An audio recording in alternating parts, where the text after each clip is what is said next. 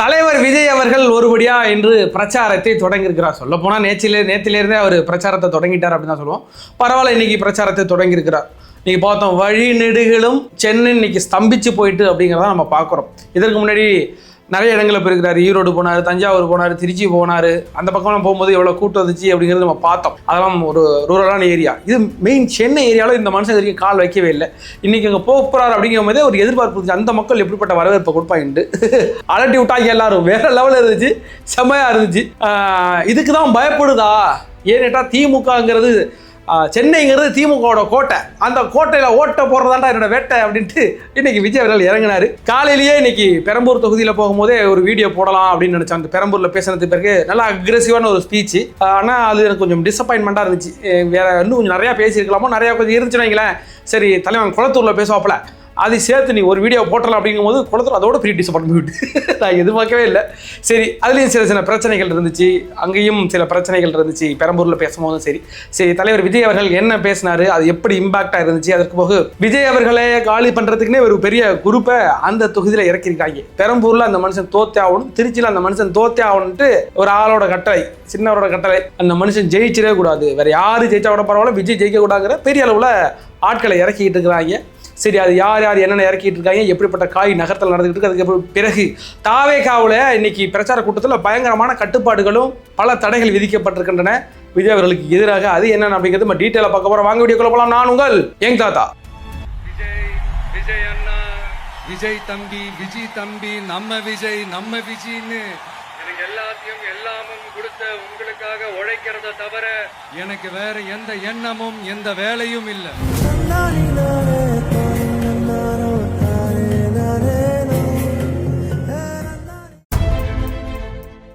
நம்மளுடைய சேனலை சப்ஸ்கிரைப் பண்ணி வச்சுக்கிடுங்க. எங்களுடைய எல்லா வீடியோக்களும் உங்களுக்கு உடனுக்குடன் வந்து சேரும். அதுபோக லைக் பண்ணுங்கள், ஷேர் பண்ணுங்கள், கமெண்ட் பண்ணுங்கள். சரி, வாங்க வீடியோக்குள்ள போகலாம். தலைவர் விஜய் அவர்களை இந்த தேர்தலில் ஜெயிச்சிட விடவே கூடாது அப்படின்னு, வேற யாருனாலும் ஜெயிக்கணும், அவர் 2 தொகுதியை ஜெயிச்சிடக்கூடாது அப்படிங்கிறதுக்கு ஒரு பெரிய குரூப் வேலை செஞ்சுக்கிட்டு இருக்கு. சின்னவர் தலைமையிலான குரூப் பல ஆட்களை இறக்க காத்திருக்கிறாங்க. இன்னுமே அந்த இடங்களில் பல ஆட்களை இறக்க காத்திருக்கிறாங்க. அதில் இப்போ பார்த்தா திமுக விஜய்க்கு எதிராக யாரா களமிறக்கி பேச்சாளர் பெரிய ஆளை பேச விட போறாங்க தான் ஜூடி இறக்கி விட்டுக்கிறானுங்க. அந்தமா போராட்டம் பண்ணிட்டு இருக்கு, ஓடுங்கம்மா ஓட்டு திமுக பார்த்து அப்படின்னு. அதெல்லாம் இன்னைக்கு என்ன மாதிரியான விடு கருவ கலந்து நீங்கள் அதே மாதிரி ஆட்கள் இறக்குங்க, நல்லா இருக்கும். அதற்கு பிறகு தூத்துக்குடி அஜிதா ஆக்னஸிடம் பேச்சுவார்த்தை நடந்துகிட்டு இருக்கிறோம். நீங்கள் வந்துருங்க, அது எங்கள் திமுகவுக்கு வந்திருக்க, விஜய்க்கு எதிராக போராட்டத்தை தீவிரப்படுத்துங்க, உங்களை இப்படி ஏமாத்திட்டாங்க, நாங்கள் உங்களுக்கு மீடியா ஃபோக்கஸ் கொடுக்குறோம் அப்படின்னு பேசிட்டு இருக்கிறாங்க அந்த பொண்ணுக்கிட்ட. உங்களுக்குலாம் அஜிதா ஆக்னஸோட ஒரு கேரக்டர் ஒன்று தெரியாது. அந்த அம்மா வந்து ஈகோ, பயங்கரமான ஈகோ, கோகாரி. அன்றைக்கி விஜய் வண்டியை மறைச்சி விட்டுல இவங்க நினச்சிக்கிட்டு இருக்கிறாங்க. அந்த பொண்ணு தூத்துக்குடி பொண்ணு, சோத்தில் உப்பு போட்டதீங்க அதிகமாக, தூத்துக்குடியில் உப்பு தானே விளையுது, ரொம்ப காரசாரமான பொண்ணு. கோவம் எந்த இடத்துல இருக்கோ அந்த இடத்துல பாசமும் இருக்கும், விசுவாசமும் இருக்கும். அது விஜய் மேலே வச்சிருக்க விசுவாசத்தில் நீங்கள் விளைய வச்சிங்கன்னா மறுபடியும் களத்தில் இறங்கி இதே சீனாத்துக்கு அது ஓட்டு கேட்குற நிலைமை வந்துடும். கண்டிப்பாக ஓட்டு கேட்க தான் டிஸ்ட் பண்ணிட்டு இருக்காங்க. அது போக இன்னும் பல ஆட்களை அந்த பெரம்பூர் தொகுதியில் இருந்து விஜயை தோற்கடிப்பதற்காக பெரிய வேலைகள் நடந்துகிட்டு இருக்கு. அங்கே என்ன நடக்கும் போது நமக்கு தெரியும். அப்புறம் என்ன, அதற்கு பிறகு விஜய் அவர்களுக்கு என்னென்ன முட்டுக்கட்டைகள் அப்படின்னு பார்த்தோம்னா, இன்னைக்கு குளத்தூர் தொகுதியில் அவர் பேசி வரும்போதே அலவுடு இல்லைன்ட்டாங்க. கேட்டால் இது முதலமைச்சர் வரப்போகிறாங்க, இப்போ பிரச்சாரத்துக்கு வரப்போறாரு குளத்தூர் தொகுதி, அவர் தொகுதியா இல்லையா, அதனால் இப்போ உங்களுக்கு அலவுடு கொடுக்க முடியாத ஒரு பிரச்சனை நடந்துகிட்டே இருந்துச்சு. அதற்கு பிறகு பார்த்தீங்கன்னா அந்த இடத்துல போலீஸ் பாதுகாப்பே கிடையாதான். இன்னைக்கு பெரம்பூர் தொகுதியில் பேசிட்டு இருக்கும்போது போலீஸ் பாதுகாப்பு இல்லைன்னு இன்னைக்கு தாவேகா சார்பாக இன்னைக்கு தேர்தல் அனைத்து கொண்ட சிடிஆர் கொண்டு கொடுத்துக்கிறாப்புல. கரூரில் இம்மாம்பெரிய இஷ்யூ நடந்துக்குது, உங்களுக்கு எல்லாருக்குமே தெரியும். அதுக்கு மெயின் முக்கிய காரணம் பார்த்தீங்கன்னா வந்து போலீஸ் பாதுகாப்பு இல்லாமல் அப்படிங்கிறத காரணம், ஒரு பெரிய ரீசன். அந்த ஒரு ஸ்டாம்பேட் நடந்ததுக்கு இன்னைக்கு அதே பிரச்சனையை கொண்டாந்து வைக்கிறாங்க. கொஞ்ச நாள் மனசாட்சி இருக்கணும். இவ்வளவு ஒரு பிரச்சனை உங்களுக்கு வந்துச்சு, பட்டுமா திருந்தலன்னு நீங்கெல்லாம் மறுபடியும் ஏதாச்சும் நடக்கணும்னு எல்லாம் நினைக்கிறீங்களா என்ன? அவ்வளவு கூட்டம் கட்டுப்படுத்த முடியல. அப்ப அதுக்கேற்ற மாதிரி தெரியும் விஜய்க்கு எவ்வளவு பெரிய கூட்டம் வரும்னு. அப்ப அதுக்கேற்ற மாதிரி போலீஸ் எல்லாம் போட்டு வைக்கணுமா இல்லையா? என்ன நினைச்சு திட்டுறாருங்கன்னு எனக்கு புரியவே இல்லை. அந்த அளவுக்கு ஒரு கேர்லெஸ்ஸான ஒரு நடவடிக்கை தான். போலீஸ் பாதுகாப்பு மிக முக்கியம். கூட்டம் கட்டுக்கடங்காம இருக்குது. அங்கே வர்றது விஜய் என்பதை மறந்து விடாதீங்க. ஸ்டாலின் நீங்க வந்து பார்த்தீங்களா இல்லையா? கூட்டம் பிச்சுக்குன்னு வல்லுது. 32 பேர்ல 19 பேர் வந்து அவர் கூட நிற்பாங்களா பாடி கார்டு, அது வரை 2 அமைச்சர் இப்பெல்லாம் சுற்றி திடுறாங்க. அந்த அளவுக்கு தான் இருக்குது. அவர் சொந்த தொகுதியிலே ₹1 அங்கே ஒரு காக்கா கிடையாது.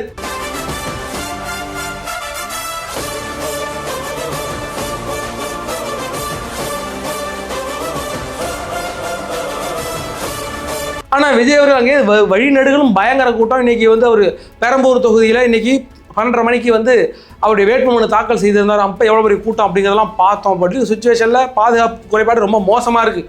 அதுக்கப்புறம் பார்த்தீங்கன்னா குளத்தூரில் மைக்கு ஒழுங்காக வேலை செய்யலை. அதுவே அது கேட்டால் தெரியுது, அங்கே மைக்கெல்லாம் வைக்கக்கூடாதாங்களாம். மைக் வச்சு பேசாதீங்க, ஸ்பீக்கர்லாம் வைக்கக்கூடாதுன்னு தடுத்து வச்சு அதுக்கு வேற ஒன்று அரேஞ்ச் பண்ணி எல்லாம் பண்ணியிருக்கிறாங்க. அப்படி என்னென்ன நடந்துச்சு அப்படிங்கிறது பார்க்கறதுக்கு முன்னாடி தலைவர் விஜய் அவர்கள் பெரம்பூரில் என்ன பேசினார், எப்படி பேசினார் அப்படிங்கிறத பார்க்க போகிறோம். தலைவர் பெரம்பூரில் ஆக்ரோஷமான பேச்சாக இருந்துச்சு. நான் ஏற்கனவே சொல்லியிருந்தேன், விஜய் அவர்கள் இதுக்கு பிறகு பேச போகிற பேச்சு ரொம்ப ஆக்ரோஷமாக இருக்கும், வேறு மாதிரி இருக்கும். இதுக்கு முன்னாடி பேசுறதுக்கும் இதுக்கு ரொம்ப வித்தியாசம் இருக்குன்னு சொல்லியிருந்தேன். அதே மாதிரி இன்னைக்கு தலைவர் பேசின ஆரம்பிச்சது செம்ம அக்ரெசிவாக பேசினார், ரொம்ப சென்டிமெண்டலாக பேசியிருந்தார். அது போக விஜய் அவர்கள் எடுத்து பேசின விஷயங்கள் இருக்குல்ல, அது ரொம்ப அற்புதமான விஷயங்கள் இருந்துச்சு. என்னன்னு பார்த்தீங்கன்னா, டாஸ்மார்க் ஊழல், 1000 கோடி ரூபாய் டாஸ்மார்க் ஊழலை பற்றி பேசியிருந்தார். உண்மையிலே ஒரு நல்ல விஷயம். அதுக்கு பிறகு மாநகராட்சியில் நடந்த நமக்கே நேரம் அடிச்சுட்டோம் அப்படிங்களா, பயங்கரமான ஊழலியா. அந்த ஊழல் மட்டும் நான் மறக்க மாட்டேன். அந்த டிஎன்பிசி எக்ஸாம் மாதிரி ஒரு எக்ஸாம் நடத்தி பல கோடி ரூபாய் 800 ரூபா ஊழல் பண்ணி விட்டா போல நம்ம ஆளு, அந்த ஊழல் எடுத்து பேசியிருந்தார். அதற்கு பிறகு பெண்களுக்கு எதிராக நடக்கின்ற ஒரு டாய்லெட் போகிற பொண்ணை கூட இவங்க விட மாட்டேங்கிறாங்க. பொதுவெளியில் போகும்போது ஒரு கேப் அப்படி ஒரு சம்பவம் நடந்திருக்குது, 65-70 வயசு பாட்டிக்கு இந்த சம்பவம் நடந்துகிட்டு இருக்கு அப்படின்னு எடுத்து பேசியிருந்தார். அதற்கு பிறகு விஜய் அவர்கள் பேசுனதில் மிக முக்கியமாக பார்க்க வேண்டியதுன்னா, பணம் பெரிய அளவில் பணம் கொடுப்பாங்க, எல்லாத்தையும் வாங்கி போட்டுட்டு செவிலில் ஒரு விசில் அடிச்சு விடுங்க அப்படின்னு சொல்லியிருந்தார். ஏற்கனவே ஒரு மேட்டர் பேசியிருந்தார். அவளை தான் பேசினாப்ல, மொத்தமே 8 நிமிஷம் தான் பேசிக்கிறாப்ல. நம்ம பெருசாக எதிர்பார்க்கிறதே தாவேக்காவில் விஜய் அவருடைய ஸ்பீச், அவர் பிரச்சாரம் எப்படி இருக்க போகிறது, அதை மக்கள் எப்படி ரிசீவ் பண்ண போறாங்க, அவர் என்ன மாதிரியான அரசியல் எடுத்து வைக்க போகிறார், திமுகவில் இப்போ நடந்துகிட்டு இருக்க ஊழலை ஒரு ஆன்டி இன்கம்பன்சியை அந்த மனுஷன் வெளில எடுத்து விடணும் அப்படின்னு நம்ம எதிர்பார்க்குறோம். ஏன்டா இப்போது தமிழ்நாட்டில் பயங்கரமான ஆன்டி இன்கம்பன்சி இருக்குது. இந்த மீடியா நம்மள்ட்ட மறைச்சு வச்சிருக்கிறானுங்க. அதை லைட்டாக ட்விஸ்ட் பண்ணி மேலே கிளை போட்டோன்னா பற்றியும். அதை தான் அப்போலேருந்து சொல்லிட்டு இருக்கோம். விஜய் அவர்கள் பழைய காலகட்டங்களில் பேசும்போதும் பெரிய அளவில் அதை எடுத்து பேசாமையே இருந்தார். மெயினான விஷயங்கள் எடுத்து பேசி தூண்டி விடாமல் அப்படி மேம்போக்காக பேசிட்டு போகிறது, ஊழல் இருக்குது, சட்ட ஒழுங்கு சரியில்லைன்னு பேசிக்கிட்டே இருக்கிறார். நான் கூட இந்த பொன்ராஜ் மாதிரி அயோக்கிய பயில பேசுனதெல்லாம் உடச்சி விடுங்க. என் விட்டு தங்கச்சி என் அக்கா பேசியிருக்கிற உன்னை சும்மா முன்னோட்ட, நான் ஆட்சி அமைஞ்சது பேருக்கு முதல் கைதே நீ தான். இந்த ஆட்சி கைது செய்யாது, பாதுகாக்குது. நான் ஆட்சியில் வந்ததுக்கு பிறகு முதல் கைதே இந்த பொன்ராஜ் மாதிரி ஆட்கள்லாம் கைது பண்ணும். என் தங்கச்சி பார்த்து நீ எப்படா பேசினேன் அவனு சூடாக பேசி விட்டுருந்துச்சுன்னா அந்த களம் மாறி இருக்கும், பற்றிக்கிட்டு எரிஞ்சிருக்கும். அதையெல்லாம் தலைவர் விஜய் அவர்கள் இந்த இடத்துல தவிர்த்து விட்டார் அப்படின்னு தான் பார்க்குறோம். அதுக்கு பிறகு அந்த பெரம்பூர் தொகுதியானது அதிகப்படியான தலித் சமூகம் கொண்ட 27% தலித் சமூகம் இருக்கிறார். அவர்களுக்காக அங்கே என்ன பேசப்பட்டது, விஜய் அவர்கள் அதை எடுத்து பேசியிருக்கலாம். அந்த மக்கள் இன்னும் அடித்தட்டு மக்களாகவே இருக்கிறாங்க. அவர்களுக்கான ஒரு தேவை இருக்குல்ல. ஏற்கனவே முன்னாடி இருந்த அந்த எம்எல்ஏ ஒன்றும் பெருசாக பண்ணலை. அப்படி இருக்க பட்சத்தில் விஜய் அவர்கள் இதெல்லாம் எடுத்து பேசியிருந்தால் கனெக்ட் ஆகும்ல அந்த மக்களுக்கு. அந்த மனுஷன் பேசாமல் சும்மா வந்துட்டு போயிட்டு டாக்டர் காமிச்சிட்டு போனாலும் ஓட்டு விழுவோம். அவர் பேச வேண்டிய அவசியம்லாம் கிடையாது. ஆனால் அரசியல் அது கிடையாது இல்லை. நீ என்ன பேசுகிற அப்படிங்கிறத மக்கள் ரிசீவ் பண்ணுவாங்கல்ல. சென்டர் மீடியமாக இருக்கிற சில பர்சன்ஸ் இருக்கிறாங்கல்ல, அவங்களுக்கு நீங்கள் என்ன பேசுறீங்கிறது தெரியணும். அதுக்கு பிறகு இந்த போதைப் பொருள் கலாச்சாரத்தை பற்றி பேசியிருந்தார். ரோட்டில் டீ கூட குடிக்க உள்ளையா, வெட்டுறாங்க, அந்தளவுக்கு ரொம்ப மோசமாக இருக்குங்க, தீய சக்தி முக ஸ்டாலினோட ஆட்சியில் பாதுகாப்பே கிடையாது அப்படின்னு சொல்லியிருந்தாலும், அதுக்கு பிறகு அவர் பேசுனது மொத்தம் 8 நிமிஷம். 8 நிமிஷத்தில் 5 நிமிஷம் நல்ல மேட்ரு பேசியிருந்தாப்புல, அடுத்த 3 நிமிஷம் என்ன பேசிட்டாப்புல, நேற்றுக்கு பேசினாப்புல இல்லை அதே தூக்கி இதில் போட்டு விட்டாப்புல. மொத்தம் ஒரு 8 நிமிஷம் பழைய நேற்று பேசின விஷயங்களே நிறைய பேசியிருந்தார். அதே இதுக்கு ரிப்பீட் பண்ணுறாருன்னு எனக்கு தெரியலை. அவர் ரொம்ப கம்மியான டியூரேஷனில் பேசுனது எனக்கு சரியாக படலை. அதில் டீட்டெயிலிங் ஒன்றும் பெருசாக இல்லை. எங்கள் வீடியோ மாதிரி பெரிய டீட்டெயிலிங் இல்லாமல் நான் பெருசாக எதிர்பார்த்தேன். அதற்கு பிறகு குளத்தூருக்கு போவோம். குளத்தூரில் நான் என்ன பேசணும்னு சொல்கிறேன், அவர் என்ன பேசினாரு நான் என்னத்தை சொல்கிறேன், எனக்கு தான் புரியலையே, யாருக்குமே புரியல அவர் என்ன பேசினாருங்கிறது புரியல. அதுக்கு முக்கிய காரணமாக அந்த இடத்துல ஸ்பீக்கர் வைக்க விடலை, மைக் வச்சு பேசுறதுக்கு ஒழுங்கான ஒரு பிரச்சனைகள் இருந்துச்சு. கூட்டம் கடுமையான கூட்டம். இந்த தாவேக்கால உள்ள அந்த அரசியல் வியூக வகுப்பாளர்கள் நான் வச்சிருக்கிறீங்களா, எதுக்கு வச்சிருக்கீங்க எனக்கு ஒன்றுமே புரியலை. இதுக்கு பிறகு ஆதவர்ஜனா வர முடியாது. இதுக்கு பிறகு செங்கோட்டையன் அவங்க தொகுதியில் நிறைய பிரச்சாரம் பண்ணிட்டு இருக்காங்க. செங்கோட்டையன் மாசு காட்டி விட்டா போலையா, வேற லெவலில் பண்ணி விட்டா போலையா. ஸ்டாலினுக்கு வந்த என்ன கூட்டம் வந்துச்சு, எங்கள் ஆளு பார்த்தீங்களா கோபி செட்டி பாளையத்தில் கோட்டை, அவரோட கோட்டை 10 வயசு குழந்தையிலேருந்து ஒரு 70 வயசு கிழமை வரைக்கும் டான்ஸ் ஆடிட்டு போயிட்டு இருக்கிறாங்க ஜாலியாக கிச்சு கிச்சு கிச்சுன்னு. அந்த அளவுக்கு அது செங்கோட்டையோட கோட்டையாக இருக்கு.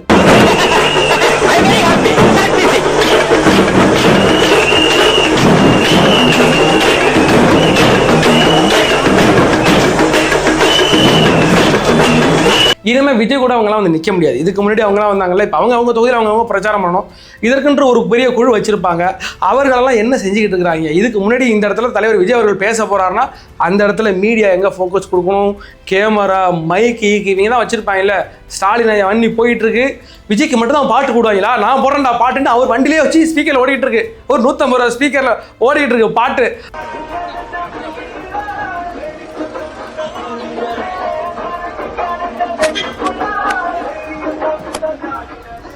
தாடி கிளவம் பிளட்டு தாடி கிளவம் பிளட்டு தாடி கிளவம் பிளட்டு ஓடிக்கிட்டு இருக்குன்னு வச்சுங்களா. ஐயோ அடிச்சு விட்டு சரி அப்படி ஓடிக்கிட்டு இருக்கும் போது அதே மாதிரி ஒரு ஸ்பீக்கர்னாலும் வச்சுக்கிடுங்க. இவங்க வந்து எல்லா இடத்துலையும் இதே மாதிரி முட்டுக்கட்டை போட்டுக்கிட்டே தான் இருப்பாங்க.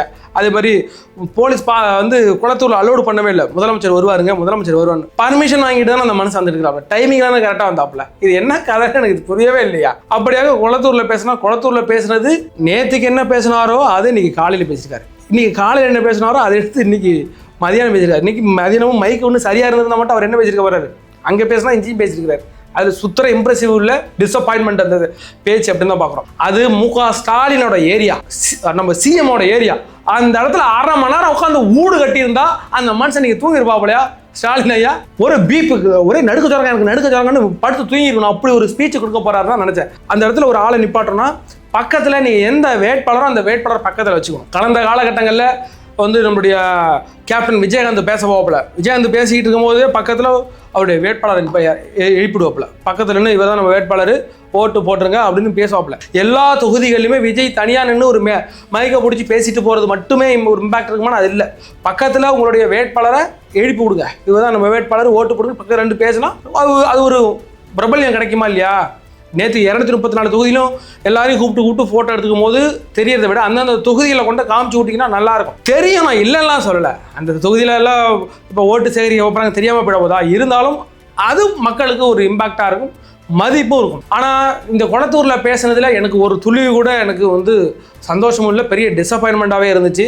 இந்த கூட இருக்கிற விஜய் அவர்களுக்கு யார் எடுத்து கொடுக்குற அந்த மேட்டரை பேச சொல்கிறதுக்கு அப்படிங்கிறதெல்லாம் எனக்கு ஒன்றுமே புரியல. யார் தான் பண்ணிகிட்டு இருக்கா அப்படின்னு.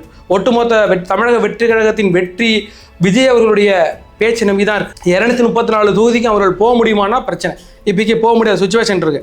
இதே கலைஞராக இருக்கட்டும், ஜெயலலிதாவாக இருக்கட்டும், இப்போ ஸ்டாலினாக இருக்கட்டும், எடப்பாடியாக இருக்கட்டும், 234 தொகுதிகளுக்கு இந்த நேரத்தில் போக முடியாது. எடப்பாடி கூட ஒரு ரவுண்டு சுற்றி வந்துட்டாப்புல. இவர் பிள்ளையார் சுற்றி வந்த மாதிரி, அம்மா அப்பா சுற்றி வந்த மாதிரி ஒரு அடி சுற்றி வந்துட்டாப்புல வச்சுக்கலாம். ஆனால் ஸ்டாலினும் இதில் வர முடியாது.